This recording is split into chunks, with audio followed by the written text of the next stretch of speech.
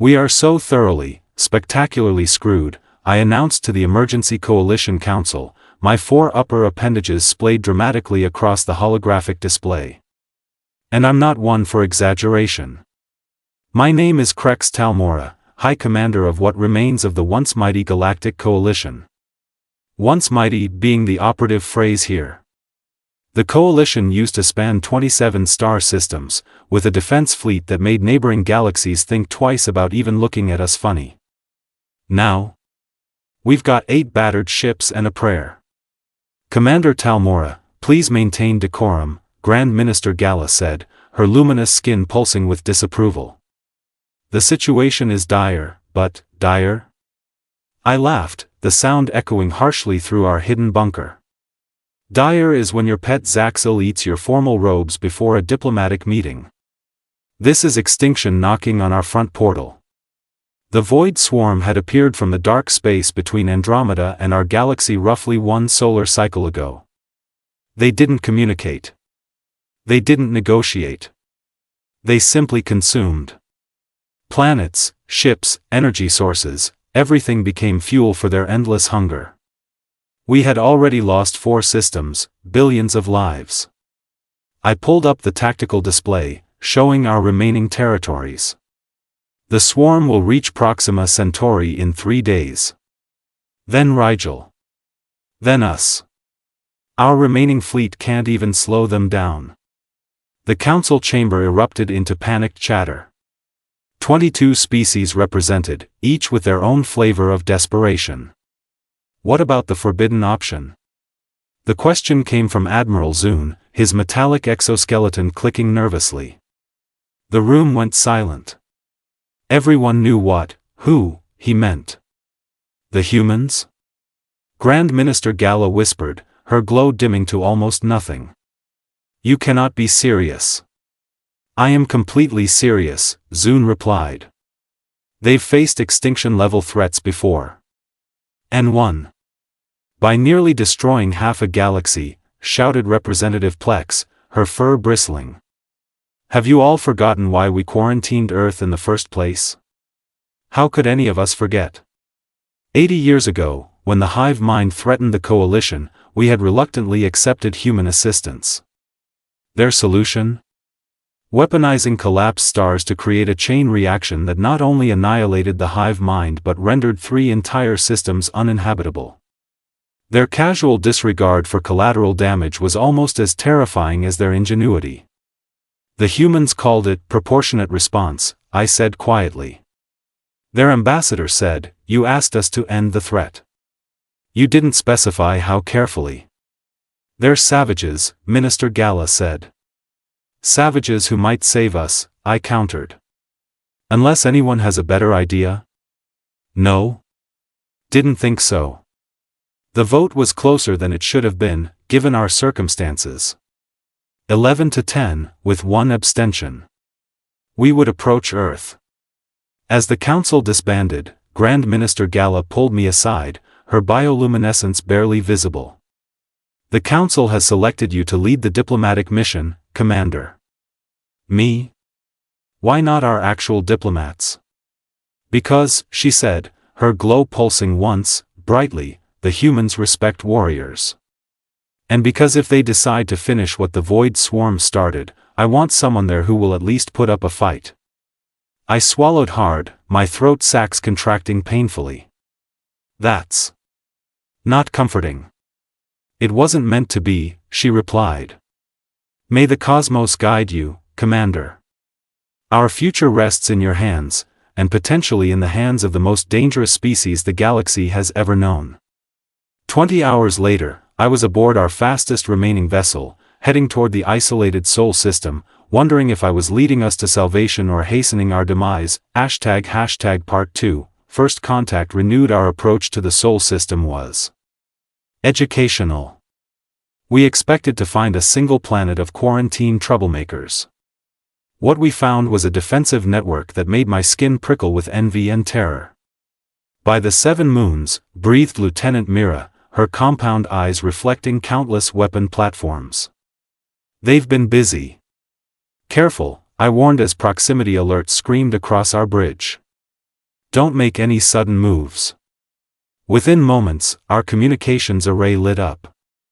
Unidentified vessel, this is Earth Defense Network. You have entered restricted space. Identify yourself or be atomized. You have 10 seconds. Their directness remained charming as ever. After a tense exchange and verification of our diplomatic credentials, we were permitted to dock at their orbital command station. The human greeting party was small, 5 uniformed officers and 1 silver-haired woman whose posture screamed authority. "Commander Talmora," she said, extending a hand in the human greeting custom. "Admiral Nora Blackwell, Earth Defense Force. Welcome to the neighborhood you banished us from." I performed the awkward hand-clasping ritual. "The Coalition appreciates your willingness to meet, Admiral." "Curiosity more than willingness," she replied with a thin smile. "It's not every day our former jailers come begging." My delegation bristled, but I swallowed my pride. We didn't have the luxury of dignity anymore. Blackwell led us to an observation deck overlooking Earth. "I assume you're here about the Void Swarm. We've been tracking their movements. You know of them?" I asked, surprised. "We make it our business to know what happens beyond our borders. Especially existential threats." "Then you understand why we've come," I said. "We need your fleet." Blackwell laughed, a sharp bark that made several of my delegates flinch. "Fleet? We don't have a fleet. But your defenses are automated. We built only 1 ship during our isolation." Silence fell across our delegation. Ambassador Trell dropped his datapad in shock. "1 ship?" I finally managed. Blackwell nodded toward the viewport. "There she is." Outside, emerging from Earth's shadow, came a vessel unlike any I'd seen before. Large, yes, but not the behemoth I expected. Sleek, with strange geometries that hurt my eyes if I focused too long. "This is a joke," hissed Trell.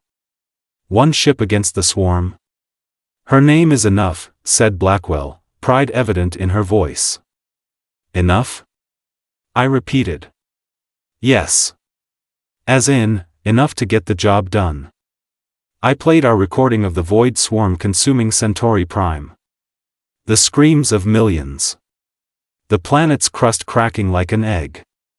3 Coalition battleships vanishing in seconds. Blackwell watched without flinching. "Wait here," she said when it ended, leaving us with armed guards. My delegation devolved into panic. 1 ship? They'll sacrifice us to save themselves. We're doomed. 20 minutes later, Blackwell returned. "We'll help you. On 1 condition, we lead the mission. Our ship. Our command. Your people follow our orders." I didn't hesitate. "Agreed. Commander." Trell protested. "You can't." "I can and did," I snapped. "We're out of options." Blackwell's smile reminded me of a predator. "Excellent. Let me show you enough." The ship's interior defied logic. Corridors shifted as we walked. Rooms appeared and disappeared. And the bridge, if you could call it that, was a spherical chamber where humans floated in strange fluid-filled pods. "What is this?" I whispered. "This," said Blackwell, "is humanity's response to being left alone with our thoughts and our tools for 80 years. You should have killed us when you had the chance." Part 3, The Human Way of War. The journey to Proxima took 3 days.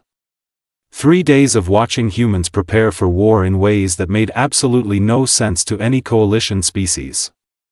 They played games. They laughed.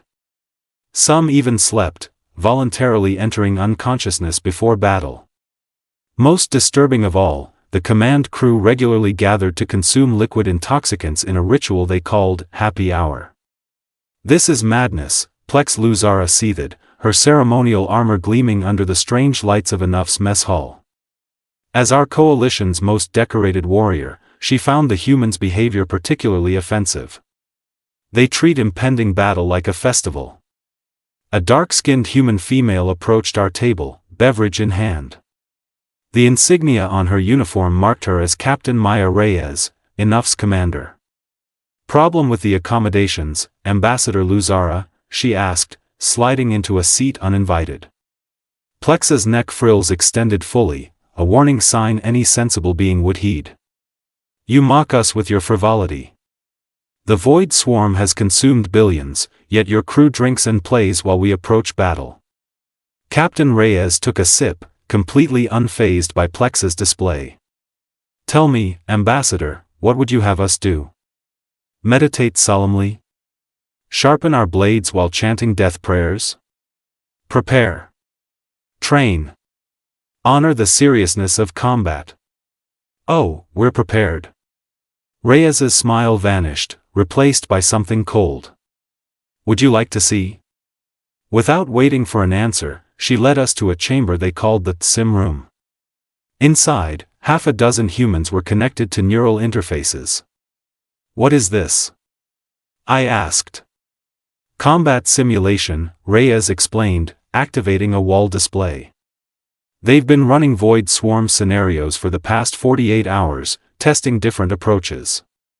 The display showed chaotic battle sequences, humans dying horribly, over and over, trying new tactics each time.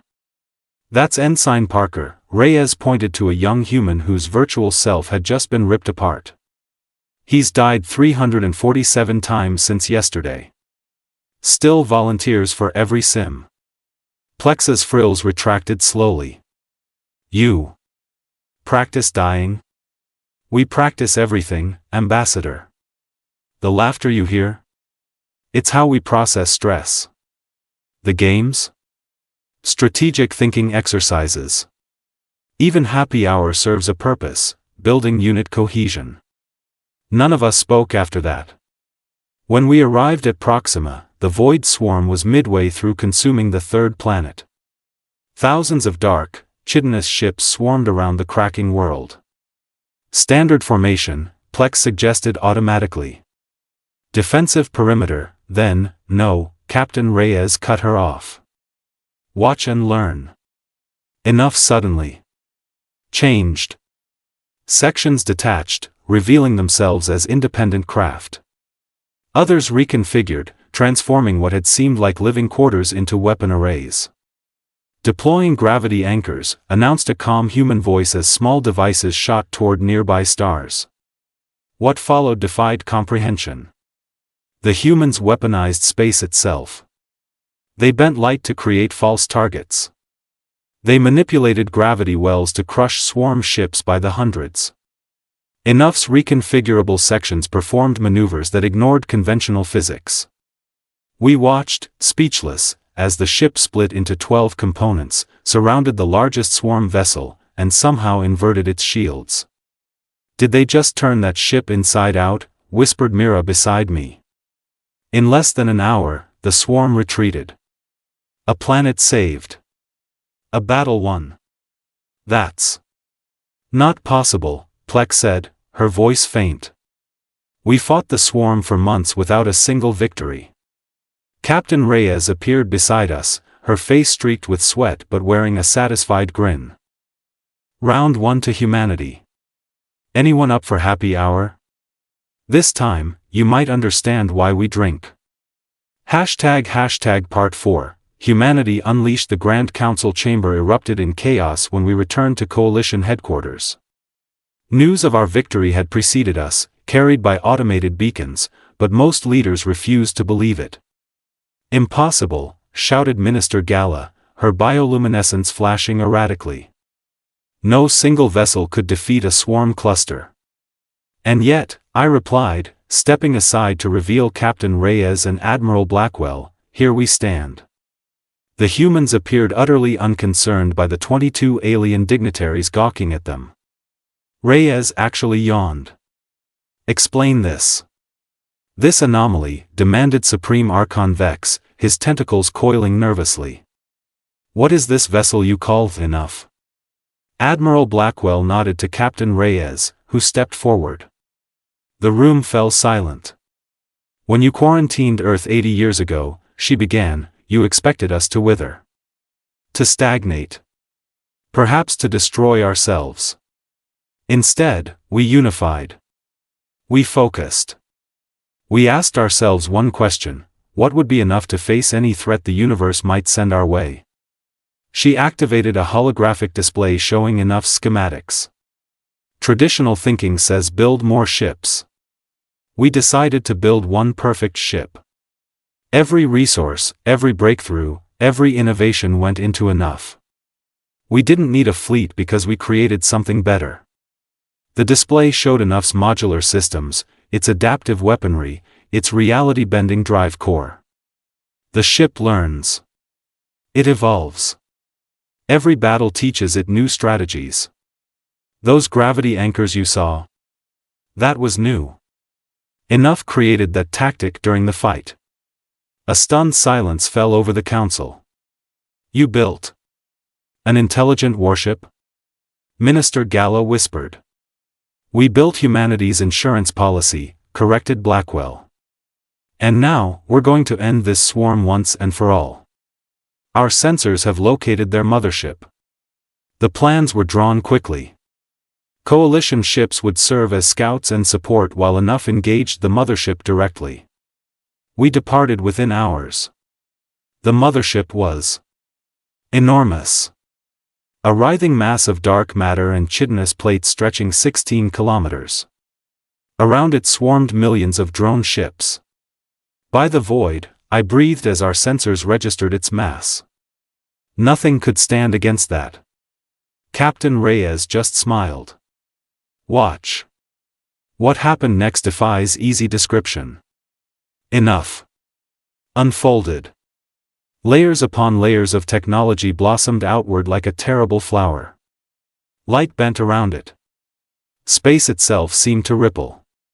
Initiating Nova Protocol, Reyes announced calmly. A beam of something erupted from Enough's core. Not energy. Not matter. Something between. Where it touched the swarm ships, they simply ceased to exist. Not destroyed, erased. The mothership tried to flee, but Enough created what the humans called a localized space-time anchor. The battle ended not with a dramatic explosion, but with a sudden, deafening silence as the mothership collapsed into itself, becoming a point of light that winked out of existence. Later, back on Coalition headquarters, we signed a new treaty. Not of quarantine, but of alliance. You understand now, Admiral Blackwell said as we concluded, what we meant by enough. I did. The galaxy had learned a valuable lesson: when humanity says something is enough, they don't mean adequate. They mean more than you can possibly imagine. We had feared humans for their excess. Now we understood, their restraint had been the truly terrifying thing all along.